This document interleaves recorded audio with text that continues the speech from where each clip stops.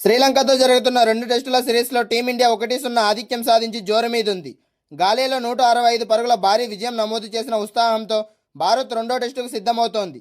Series clean స్వీప్తో పాటు WTC final అవకాశాలను మెరుగుపరుచుకోవడానికి కెప్టెన్ శుభ్మన్ గిల్ అదే జట్టును బరిలోకి దించే సూచనలు కనిపిస్తున్నాయి. కొలంబోలోని సింహళీ స్పోర్ట్స్ క్లబ్ వేదికగా ఆగస్టు 23 నుంచి ప్రారంభం కానున్న రెండో టెస్టులో భారత తుది జట్టులో పెద్దగా మార్పులు ఉండే అవకాశం కనిపించడం లేదు. గాలే టెస్టులో భారత ఆటగాళ్లు సమిష్టిగా రాణించి విజయాన్ని అందించడంతో టీం మేనేజ్మెంట్ విన్నింగ్ కాంబినేషన్తోనే కొనసాగించాలని భావిస్తోంది.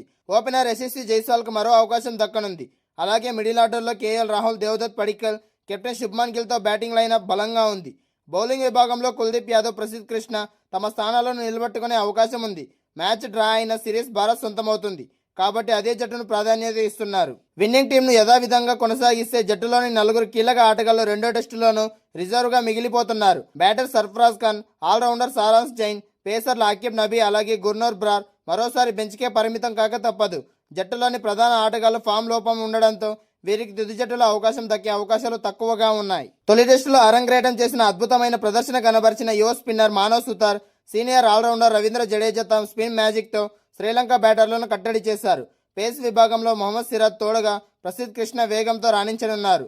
భారత తుది జట్టు రెండో టెస్టుకు చూసుకుంటే Yashasvi Jaiswal, KL Rahul, Devdutt Padikkal, Shubman Gill captain, Rishabh Pant wicket keeper, Dhruv Jurel, Ravindra Jadeja, Manav Suthar, Mohammed Siraj, Prasidh Krishna ఇంకా కుల్దీప్ యాదవ్ ప్లేస్లో సారాంశ్ జైన్ వచ్చే అవకాశాలు చాలా ఉన్నాయి. ఇంకా శ్రీలంకతో గాలేలో ముగిసిన తొలి టెస్టులో టీమిండియా 165 పరుగుల భారీ విజయం సాధించింది. ఈ సిరీస్లో 1-0తో ఆధిక్యం సొంతం చేసుకుంది. ఈ అద్భుత గెలుపు అనంతరం భారత సారథి శుభ్మన్ గిల్ స్పందించారు. అరంగేట్ bowler Manav Suthar, century hero Devdutt Padikkal ప్రదర్శనపై కెప్టెన్ మాట్లాడిన ఆసక్తికర వివరాలు ఇక్కడ పరిశీలిద్దాం ఒకసారి. తొలి ఇన్నింగ్స్లో బ్యాటింగ్ దిగిన భారత్ 462 పరుగుల భారీ స్కోర్ సాధించి మ్యాచ్ వైపు పూర్తి పట్టు సాధించింది. ఫస్ట్ డౌన్ బ్యాటింగ్ చేసిన దేవదత్ పడిక్కల్ 167 పరుగులతో అద్భుత సెంచరీ నమోదు చేశాడు.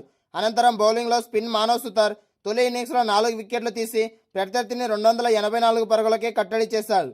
దీంతో లభించిన 178 పరుగుల తొలి ఇన్నింగ్స్ ఆధిక్యంతో బరిలోకి దిగిన రెండో ఇన్నింగ్స్లో భారత్ 193 పరుగులకు ఆలౌట్ అయిన శ్రీలంక ముందు 372 పరుగుల భారీ లక్ష్యాన్ని నిర్దేశించింది. ఛేదనలో లంక జట్టు 206 పరుగులకే కుప్పకొల్లడంతో భారత్ ఈ చారిత్రాత్మక విజయాన్ని నమోదు చేసింది. మ్యాచ్ ముగిసిన తర్వాత కెప్టెన్ గిల్ మాట్లాడుతూ జట్టు ప్రదర్శనపై ప్రశంసలు కురిపించాడు. ముఖ్యంగా స్పిన్నర్ మానవ్ సుతార్ రెండో ఇన్నింగ్స్లోనూ అసాధారణ బౌలింగ్తో ప్రత్యర్థిని దెబ్బతీశాడు. అతనికి భారత జట్టులో గొప్ప భవిష్యత్తు ఉందని శుభ్మన్ గిల్ కొనియాడాడు. మొదటి ఇన్నింగ్స్లో సెంచరీ సాధించడంతో పాటు రెండో ఇన్నింగ్స్లోనూ ప్రత్యర్థి స్పిన్నర్లపై పూర్తి ఆధిపత్యం చెలాయించిన పడిక్కల్ ఆటతీర అమోఘమని గిల్ ప్రశంసించాడు. పడిక్కల్ ఇలాంటి సుస్థిరమైన ప్రదర్శన కొనసాగిస్తే జట్టు డబ్ల్యూటీసీ ఫైనల్ చేరుకోవడం సులువవుతుందని వివరించాడు. ఇంకా శ్రీలంకతో జరిగిన తొలి టెస్టులో భారత స్పిన్నర్ కుల్దీప్ యాదవ్ దారుణమైన ప్రదర్శనతో తీవ్రంగా నిరాశపరిచాడు. రెండు ఇన్నింగ్స్లో కలిపి వికెట్లు తీయకపోవడంతో పూర్తిగా తేలిపోయాడు. దీంతో త్వరలో జరుగుతున్న రెండో టెస్టులో తుది జట్టులో అతడి స్థానంపై ఇప్పుడు సందిగ్ధత నెలకొంది. శ్రీలంకతో జరిగిన తొలి టెస్టులో భారత బౌలర్లు సమిష్టిగా రాణించినప్పటికీ chinaman spinner Kuldeep Yadav మాత్రం దారుణంగా విఫలమయ్యాడు. ప్రత్యర్థి బ్యాటర్లను బోల్తా కత్తించడంలో అతడు ఏమాత్రం ప్రభావం చూపలేకపోయాడు. పిచ్ స్పిన్నర్లకు అనుకూలిస్తున్న సమయంలోనూ కుల్దీప్ తన మాయాజాలాన్ని ప్రదర్శించలేక చేతులెత్తేశాడు. ఇక తొలి ఇన్నింగ్స్లో అతడు 14 ఓవర్లు బౌలింగ్ చేసి ఏకంగా 65 పరుగులు సమర్పించుకున్నాడు. ఈ క్రమంలో కేవలం 1 వికెట్ మాత్రమే తన ఖాతాలో వేసుకున్నాడు. ఈ ఇన్నింగ్స్లో అతడి ఎకానమీ రేటు 4.64గా నమోదు కావడం గమనార్హం.